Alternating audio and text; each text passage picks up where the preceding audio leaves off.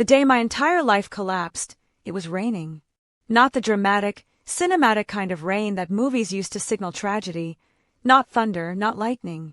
Just a steady, gray, indifferent drizzle that blurred the windshield of my car as I sat in the parking lot of the bank and tried to understand what I had just been told. The account was empty. Not overdrawn. Not low. Empty. And not just the business account, the joint savings account too. The one with the emergency fund I had been building for 11 years, one careful deposit at a time. $342,000. Gone.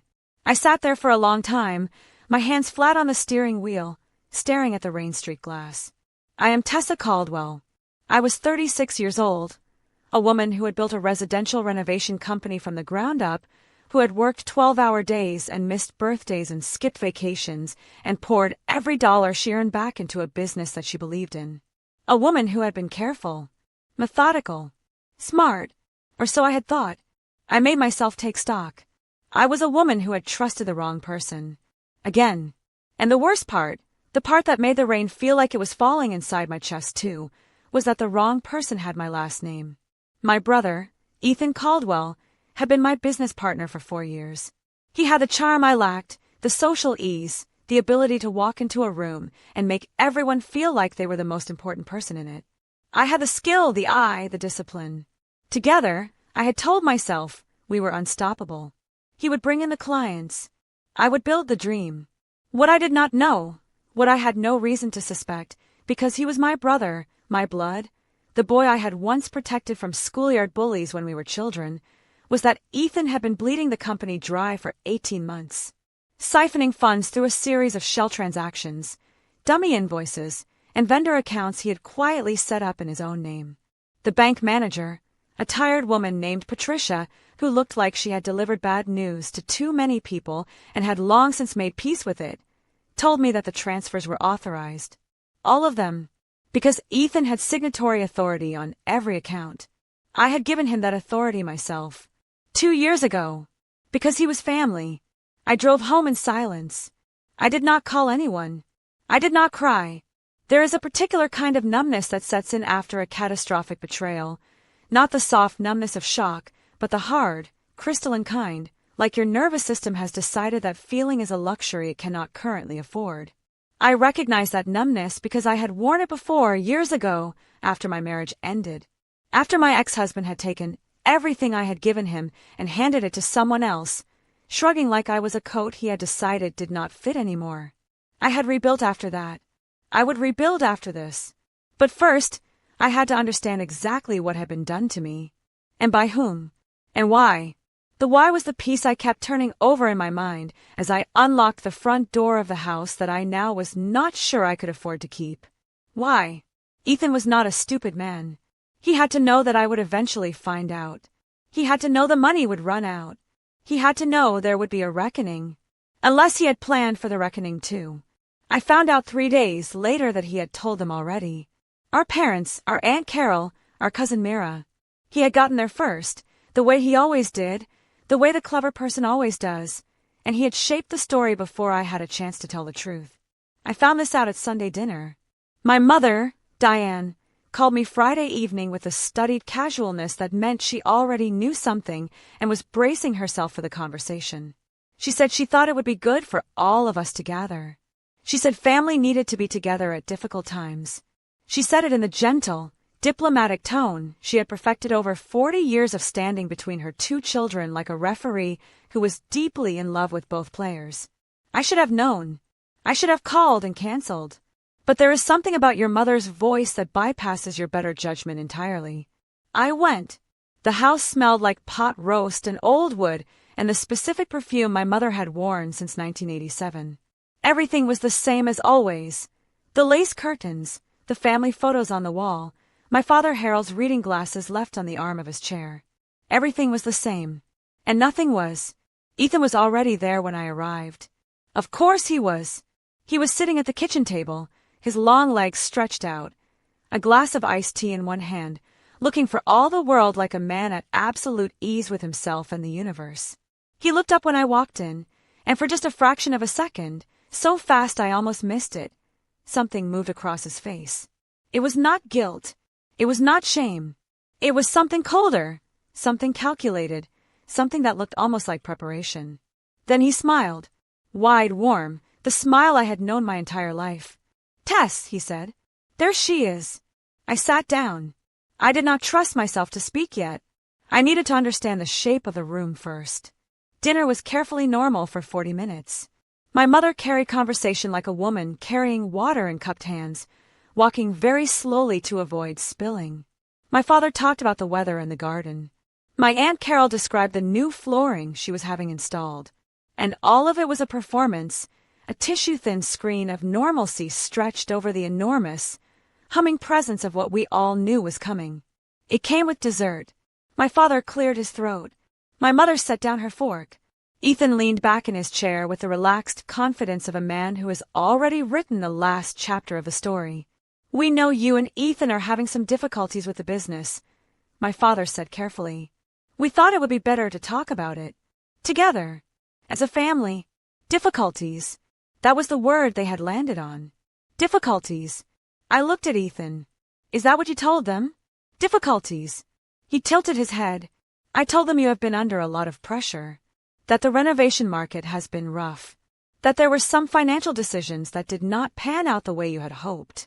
The air in the room changed. I felt a change. Felt the temperature drop about 3 degrees and the quality of silence shift from anticipatory to something sharper. "Financial decisions," I said. My voice was very quiet. I have learned, over many years and many difficult conversations, that quiet is more frightening than loud. Loud people can be dismissed. Quiet people have to be answered. "Tessa," my mother said. The warning in her voice was the same one she had used when we were children, the one that meant please do not start, please keep the peace, please let Sunday be Sunday. But Ethan laughed. That was the moment. That was the thing I will never forget, not because of the cruelty of it, but because of what it revealed, the absolute certainty that he had won, that the story had been told, that the verdict was already in. It was not a mean laugh. It was not the cackle of a villain. It was the easy, dismissive laugh of someone who genuinely believes they are untouchable. "Come on, Tess," he said, the laughter still in his voice, warm and condescending all at once. "You always have to make everything so dramatic. We all know the business has been struggling. No one is blaming you. You gave it a real shot."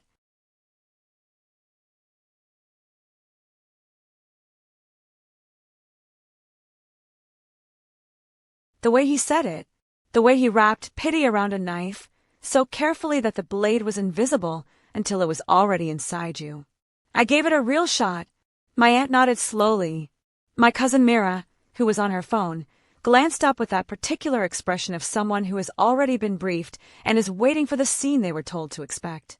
I looked around that table, at my mother's pleading eyes, my father's carefully neutral expression, my aunt's head nodding like a slow metronome, my cousin's barely concealed disinterest, and I understood with absolute clarity that I was sitting in a room that had already decided what had happened. Ethan had spoken first. Ethan had spoken well. And in this family, as in most families, the first person to frame the story is the one whose story survives. I stood up. I took my napkin from my lap, folded it precisely, and placed it on the table next to my plate. "I am going to need a few days," I said. "Tessa," my mother said again. "Sit down. We're talking as a family." "I know," I said. "And I will. When I am ready to talk." I walked out. I did not look back at Ethan. But I heard his voice follow me to the door, still warm, still easy, still infuriating in its perfect confidence. "Give her a few days," he said to the table. "She just needs to process." The front door closed behind me. The rain had stopped. The evening air smelled like wet grass and something faintly sweet, like cut flowers. I stood on my parents' porch for a moment, breathing. I was not processing. I was planning. I want to tell you about Ethan, because he deserves to be understood. Not forgiven, understood. There is a difference, and I have learned to live carefully in that difference. Ethan and I were 18 months apart. He was older. He had always been older, in every sense of the word. Larger, louder, more present, the kind of child who absorbed all the light in a room simply by existing. My parents were not cruel people. They were ordinary people who, like most ordinary people, found it easier to love what was effortless than what was difficult. Ethan was effortless. He was charming and funny and good at sports, and socially magnetic in the way that makes adults immediately comfortable. He got away with things not because my parents allowed it deliberately, but because he made everything feel like an accident, a misunderstanding, a situation that had turned out poorly but whose origin could not really be traced to any deliberate choice on his part. I was different. I was quieter, more interior, the kind of child who noticed things and cataloged them and tried to understand them before speaking. I was not easy to love in the uncomplicated way that Ethan was easy to love. My mother loved me, I do not doubt that. But she worried about me in a way she never worried about Ethan. And over time I understood that the worry was a different kind of love, a harder kind, the kind that comes tangled up with anxiety and projection. When I started the renovation business at 25, my family was politely skeptical. When it began to succeed, when I had real contracts and a real reputation and was being featured in local magazines and design publications, the skepticism transformed into something that looked like pride but had the texture of surprise. Ethan was the first to recognize a genuine opportunity. He came to me 2 years in with the pitch. He would handle client relations, business development, the social machinery that I found exhausting. He would be my face. I would be his engine. It sounded, at the time, like a perfect partnership. What I did not account for, what I could not have calculated, because I had no model for it, was the way that proximity to someone else's success can curdle into resentment in a person who has never quite built anything of their own. Ethan was charming and capable and genuinely good at the work he did for the company. But underneath the charm was a man who had spent his whole life in the magnetic field of other people's admiration and had never quite learned to generate his own. When our company became genuinely successful, when the name Caldwell Renovations meant something in the city, the credit was distributed in ways that troubled him. People came to see me. They read my name in the articles. They asked for my vision. Ethan shook their hands and made them feel welcome and was gracious and warm and completely indispensable, but I was the one they called. And somewhere in the space between the life he performed and the life he actually lived, a calculation began. I know all of this now. I have had months to understand it. At the time, sitting in my car outside my parents' house that Sunday evening, all I had was the outline. But the outline was enough to know where to start.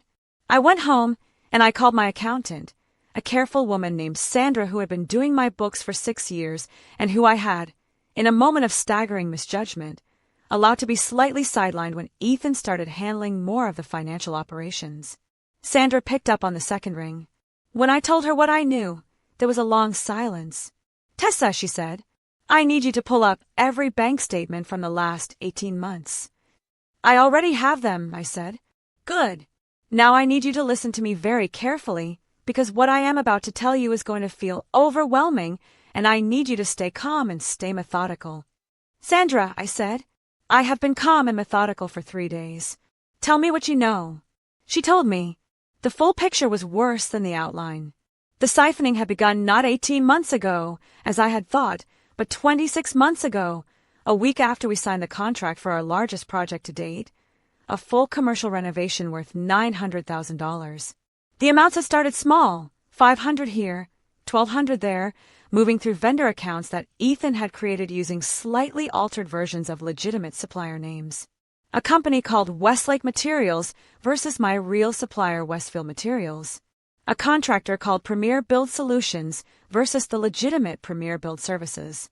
Small discrepancies, the kind that would slide past a tired eye.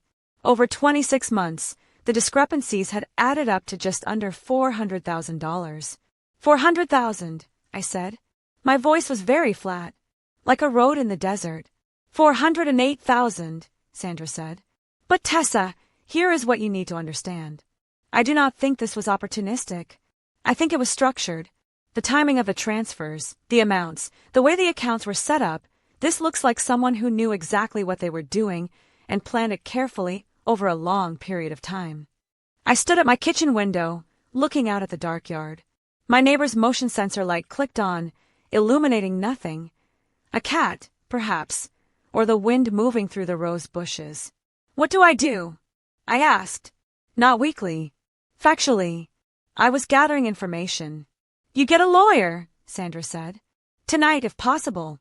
And you do not speak to Ethan, or your parents, or anyone in your family until you have done that. I thanked her. I hung up.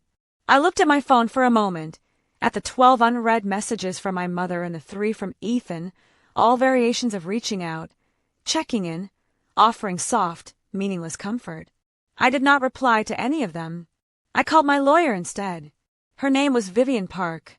She was a small, precise woman in her early 50s with short dark hair and a manner that reminded me of a scalpel. Not cruel, exactly, but designed for cutting through. She had been my business attorney for 4 years, and when I arrived at her office at 9 o'clock on a Monday morning and laid out everything I knew, she did not look surprised. She looked like she was doing arithmetic. "You understand this is criminal," she said, before I had even finished.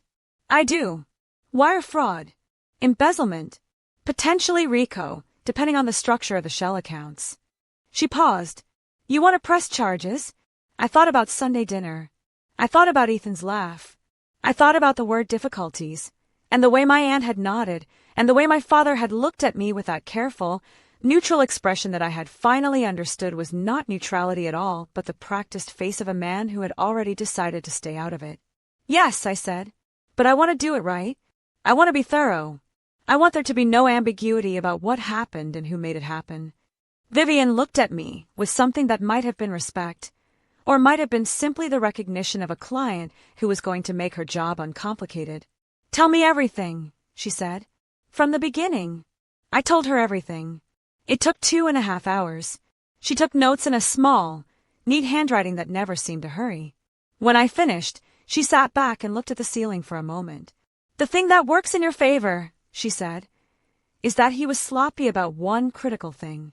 The shell vendor accounts were registered using a business address. His address. I had not known that. Sandra had found the financial records, but had not had time to trace the registrations.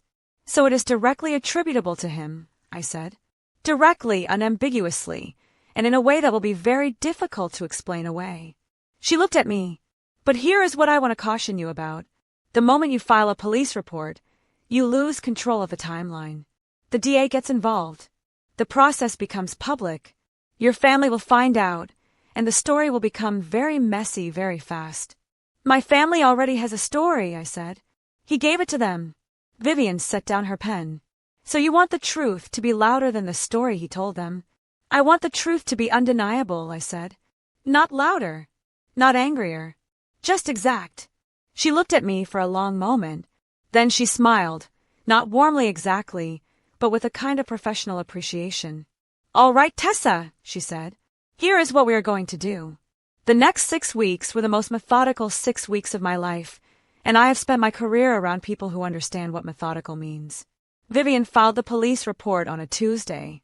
The financial crimes unit of the city police assigned a detective, a tired-looking man named Sergeant Okafor, who nonetheless asked very good questions and seemed genuinely engaged with the complexity of the case. Sandra provided 3 years of documentation, cross-referenced and annotated with the kind of precision that I would have expected from no one else on earth. I provided my own records, my own notes, the timeline I had been quietly constructing since that Sunday dinner. And then I waited. Waiting, when you are a person accustomed to action, is its own particular discipline. I had nothing to renovate. The business was effectively suspended, the contracts on hold while the investigation proceeded. I took on some consulting work, enough to keep me solvent. I walked a lot. I cooked meals I had no appetite to eat. I read books whose plots I could not quite hold on to. I did not call my mother, who called me 4 times and left messages in a tone that had gradually shifted from concerned to careful to something that sounded very close to frightened. Ethan called once. He left a voicemail in the warm, easy voice that I had spent 36 years accepting as genuine. He said he was worried about me. He said the business situation was messy and he knew I was upset, but that we could figure it out together. He said family was more important than money. I listened to the voicemail 3 times. Not because I needed to hear it again, but because I wanted to be certain I was reading it correctly. The confidence was still there, still unrattled. He did not know yet what was coming. Or if he did not yet believe it. That was interesting. That told me something important about who he truly was. He did not believe, even now, that I would actually do it. Ethan was arrested on a Wednesday morning in early March.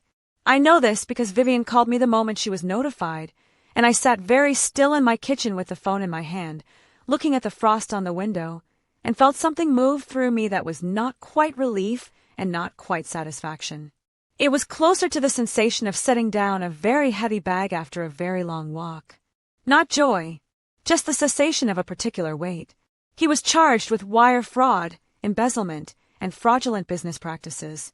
The total figure cited in the charge was $408,217. By noon, my phone had erupted. My mother called 3 times in 20 minutes. My father called once. My Aunt Carol called and left a voicemail that was entirely incoherent with distress. My cousin Mira, who had been sitting on her phone during that Sunday dinner while Ethan performed his version of reality, sent 3 consecutive texts that read, "What happened? I do not understand any of this." And then, after a long pause, "Please call me Tessa." I called my mother first. That felt right. She answered on the first ring, her voice thick with an emotion I could not quite identify, not just distress, but something more specific, the sound of a worldview cracking.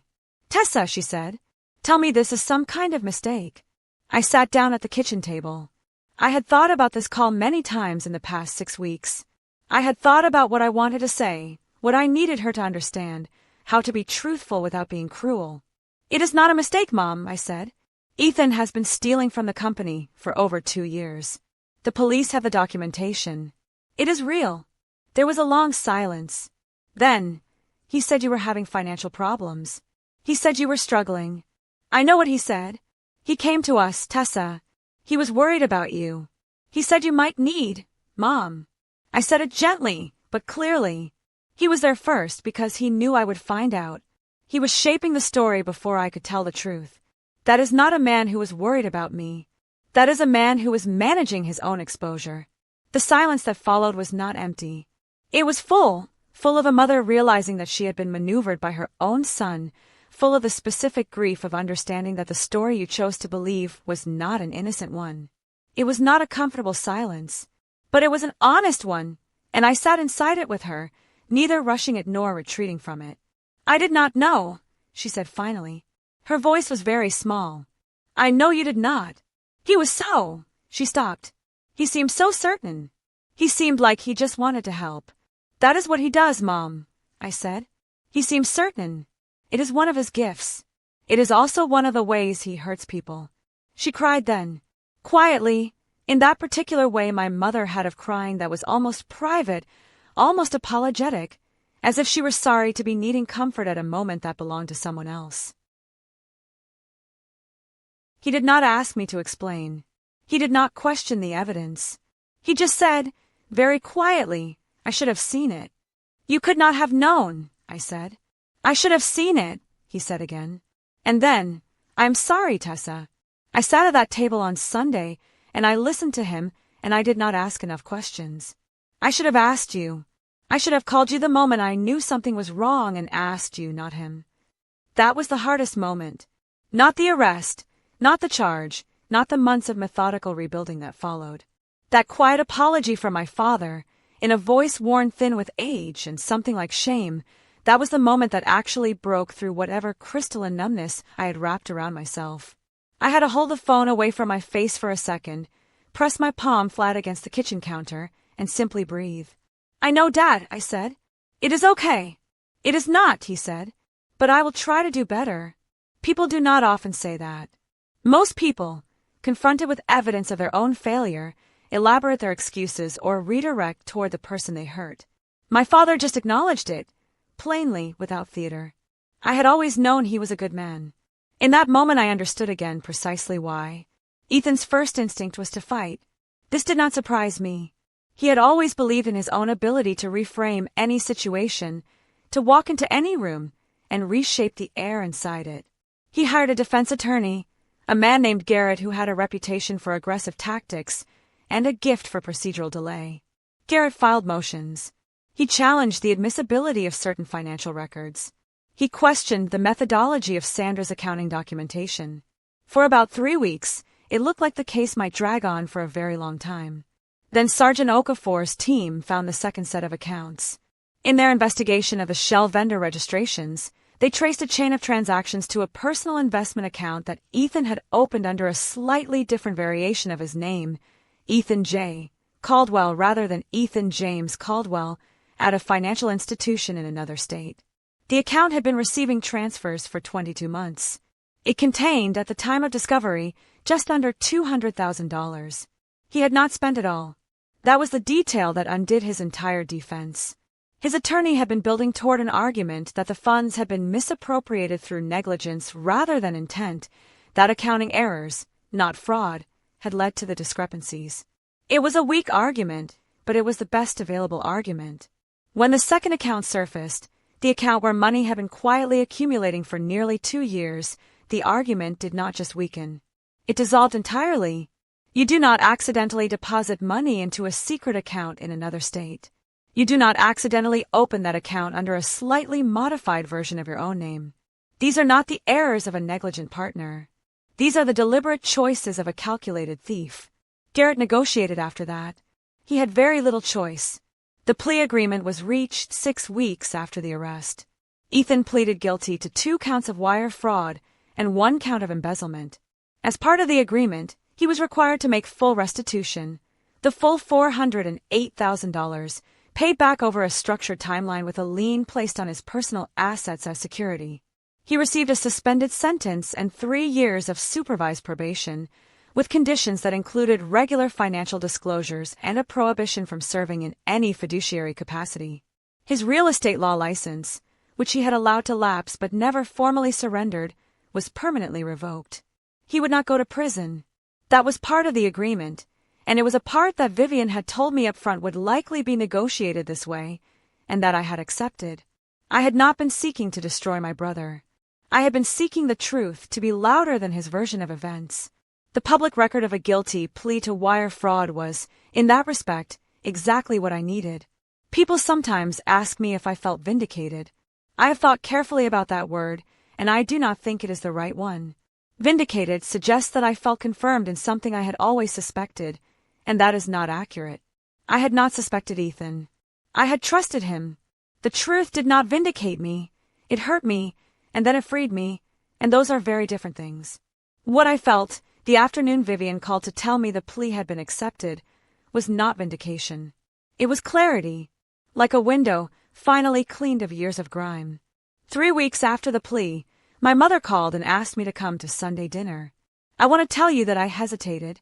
I want to tell you that I was appropriately guarded, appropriately self-protective, appropriately skeptical of being walked back into the same room where I had once been dismissed with a laugh. All of those things were true. I did hesitate. I was guarded. I went anyway, because she was my mother, and because the conversation we had had the morning of the arrest had been real, and because I understood, as I had always understood, even in the worst of it, that a family's failure to protect you is not always the same as a family's refusal to love you. My family had failed me. They had also, once confronted with the truth, chosen it over comfort. That mattered to me. Ethan was not there. He had not been invited. There was a particular emptiness where he usually sat, a chair pushed slightly away from the table, and no one mentioned it directly, but everyone was aware of it, the way you are aware of a missing piece in a familiar room. My father had cooked. He did not usually cook. That had always been my mother's territory, but he had made pot roast and roasted vegetables, and a loaf of bread that was slightly uneven but warm and real. He placed the bread on the table and looked at it with a quiet satisfaction that had nothing performative about it. We sat down.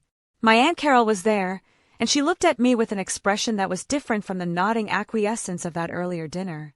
She looked uncomfortable. She had called me the week after the arrest and said, haltingly, that she had been too quick to accept Ethan's version of things, and that she should have known better, and that she was sorry. It was not a full reckoning. She was the kind of woman who did not do full reckonings, but it was honest, and I had accepted it. Mira was there too. She had been the most unexpected one in some ways. She had called me the day after the arrest and cried, messily and without composure, and told me that she had been sitting at that Sunday dinner knowing something felt wrong and had not said anything because it was easier not to, and that she was ashamed of that, and that if I ever needed anything she wanted me to know she was there. I had believed her. I still believe her. Dinner was quiet, but not uncomfortably so. It was the quiet of people who are relearning how to be in a room together, people who have had the comfortable fiction of their family stripped away and are discovering that what is underneath is smaller but more solid. My father said grace. He never usually said grace. We were not a religious family, not actively, but he cleared his throat and said something simple, something about being grateful for people who tell the truth, even when it is hard, and for the chance to do better. My mother reached across the table and put her hand over mine. She did not say anything. She just held my hand for a moment, and then she let go and passed the bread. We did not talk about Ethan. Not directly. At one point my father said, quietly, that he had spoken to him, that Ethan had called wanting to come to dinner, and that he had said no. Not forever. Just for now. That there needed to be time. What did he say? I asked. My father looked at his plate. He said he wanted to explain. That there were things we did not understand. There always are, I said.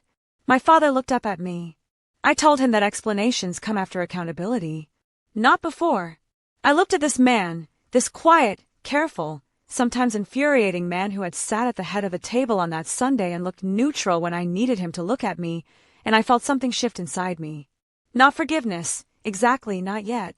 Something smaller and more specific. The beginning of understanding that the people who fail us most significantly are often the people who are quietly working out how to do better, and that both things can be true at once. Good, I said. He nodded. We ate the pot roast. It was good. I want to tell you about the first day I went back into the office. Not the temporary consulting space I had been working from, but the actual office, the one on the second floor of the brick building on Meridian Avenue that I had signed the lease on 6 years ago when Caldwell Renovations was just a name on a bank account and a vision in my head. It had been sitting empty for 3 months.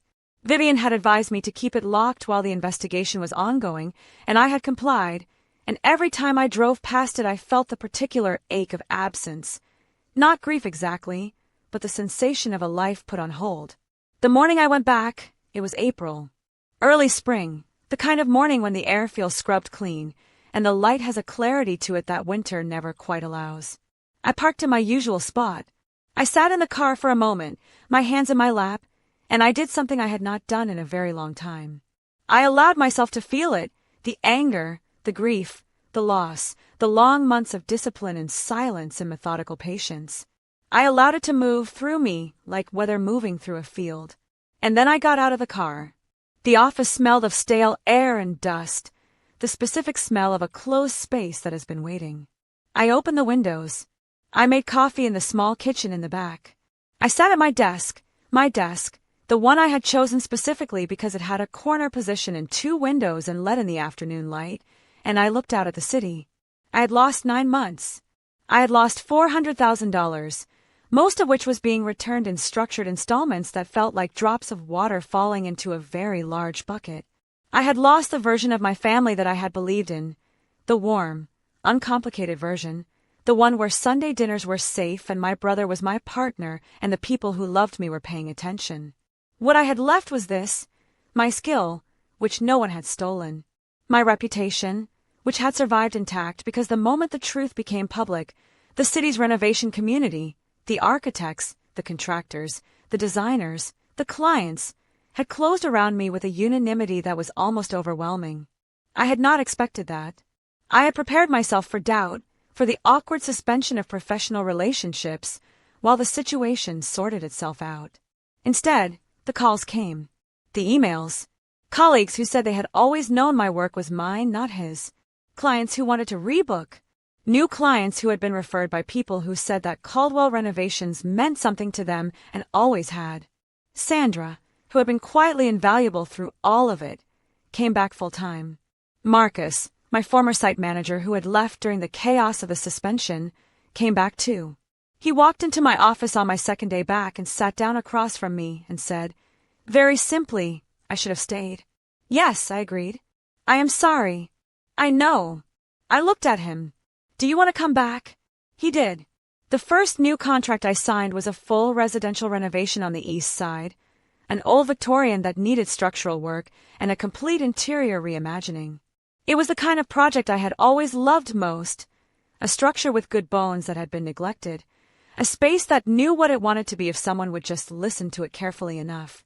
I stood in the empty main room on the first day of the walkthrough, the floors creaking gently under my feet, the afternoon light coming through windows filmed with years of grime, and I felt something open up in my chest. This was it. This was the thing I had built, the thing no one could take. Not the money, not the business entity, not the partnership. The eye. The instinct. The knowledge of how to look at a broken thing and understand not what it was, but what it could become. I pulled out my notebook. I started writing. The truth about what Ethan did came out fully and publicly in an article published in the city's main business journal 4 months after the plea agreement. The journalist, a woman named Carla Reyes who had covered the local business community for 15 years and had a reputation for fairness and precision, had been following the case since the arrest. She called me twice during the investigation to ask if I would speak on the record. Both times I declined, not because I had anything to hide, but because I believed then, as I believe now, that the legal record would tell the story more clearly and more permanently than anything I could say. After the plea, she called again. This time I said yes. We met at a coffee shop on a Tuesday morning. She was small and composed with the kind of listening posture that makes people say more than they intend to. I had decided beforehand that I would not perform. I would not cry for effect or rage for effect or offer the triumphant, arms-wide version of survival that makes for easy storytelling. I would just be exact. I told her what had happened. The full timeline. The shell accounts, the structured siphoning, the Sunday dinner, the laugh, the arrest, the plea. I told her about calling Sandra at 9 o'clock at night and about my father cooking pot roast. I told her about sitting in the parking lot of the bank in the rain, unable to cry. She published the piece 3 weeks later. It ran on the front page of the business section, with a photograph of me standing in front of the Victorian renovation site. Not posed, I had refused posed, just standing in my work clothes, notebook in hand, looking at the building. The headline read, "She built it. Her brother stole from it. Here is how Tessa Caldwell got it back." I read the article alone in my office, early in the morning before anyone else arrived.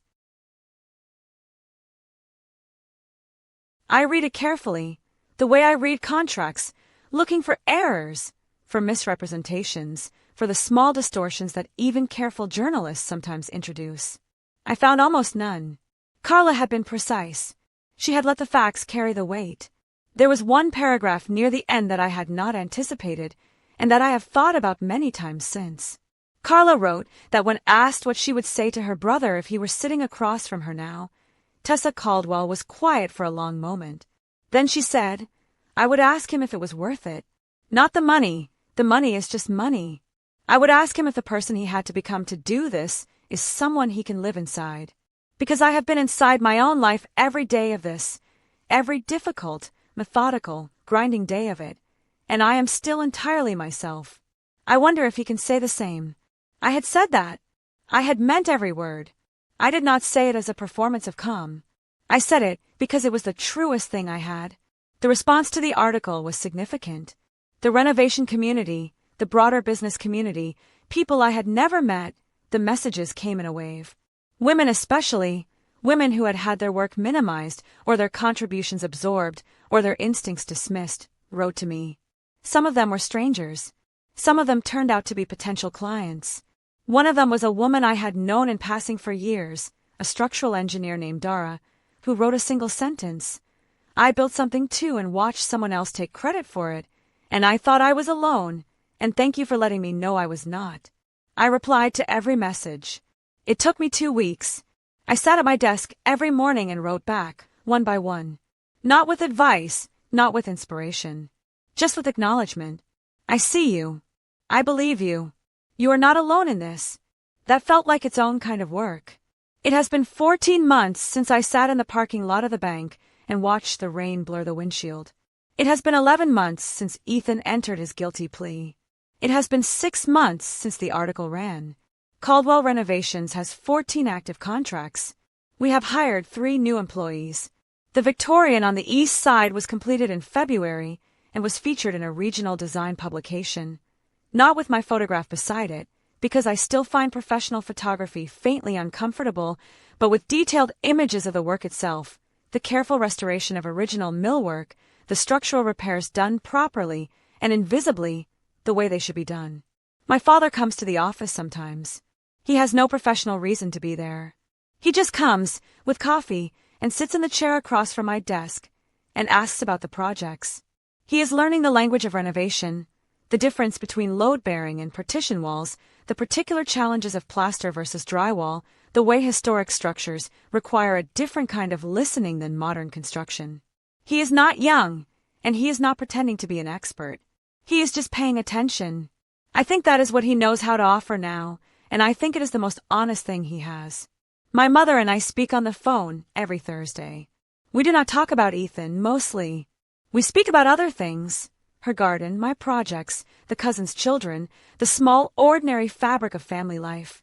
On the occasions when his name does come up, we speak about him plainly, without theater. He is in the process of paying back the restitution. He is living in a smaller apartment than the one he had before. He has not, as far as I know, attempted to re-enter the business world in any formal capacity. He called me once, about 4 months ago. I let it go to voicemail. He said, in that voice, still warm, still practiced, still carrying the cadence of a man who believes deeply in his own persuasiveness, that he wanted to talk, that he had things to explain, that he thought if we could just sit down together, I would understand. I listened to the voicemail twice. Then I deleted it. Understanding was never the thing I was seeking. I understand him perfectly. I understood him, in some essential way, from the moment I sat in that bank parking lot and began to trace the shape of what had been done to me. What Ethan wants is not to be understood. What Ethan wants is to be forgiven before he is accountable, which is not forgiveness at all. It is just the debt with a different name. Forgiveness, real forgiveness, the kind that costs something and means something, is a decision I will make for myself, in my own time, when I am ready. It is not something anyone can extract from me by leaving a warm voicemail. It is not something I owe on demand. I am not angry at my brother. I want to be precise about that, because people hear the word revenge and they imagine something hot, something consuming, something that requires continuous tending. What happened was not revenge. What happened was consequence. I did not manufacture it. I did not perform it. I simply refused to absorb it quietly. The difference matters. There is a wall in my office, the one behind my desk, the one you see when you first walk in, that I had stripped back to the original brick during the renovation 3 years ago. The brick is old, irregular, full of the marks of the hands that laid it and the years that passed over it. There are patches where mortar was replaced, seams where repairs were made, places where you can see, if you look carefully, the history of every small failure that was addressed and rebuilt. I look at that wall every day. I have always thought that walls like this are more honest than smooth, painted surfaces. They do not pretend the structure was perfect from the beginning. They just show you what survived. I survived. The company survived. My family, altered, smaller, more honest, no longer propped up by a comfortable fiction, survived. I do not know what Ethan is now, in the privacy of himself, in the life he is living away from the charm and the warmth and the version he performed for 36 years. I do not know if he is sorry. I do not know if he understands what he destroyed, not just in me, but in himself, the trust, the future, the particular quality of a family dinner that feels safe. I do not know if he misses it, but I know that on a Tuesday morning in April, with the windows open and the spring air moving through my office and my notebook open on my desk and a list of projects in front of me that are mine, entirely, without ambiguity or shared signature, I do not miss him. I do not miss the version of myself that accepted his laugh and drove home in silence and told herself that this was just how things were. I am Tessa Caldwell. I built this, and now I know, with a certainty that has been tested and holds, that I will always know the difference between what is mine and what has been taken from me. And I will never, not for love or family, or the comfortable fiction of Sunday dinners, let anyone take it again. Justice is not always loud. Sometimes it is a plea agreement and a guilty verdict and a photograph of a woman standing in front of a building she is remaking, holding a notebook, looking at the light. Sometimes it is just the truth, finally allowed to be exactly as large as it actually is. And that is enough.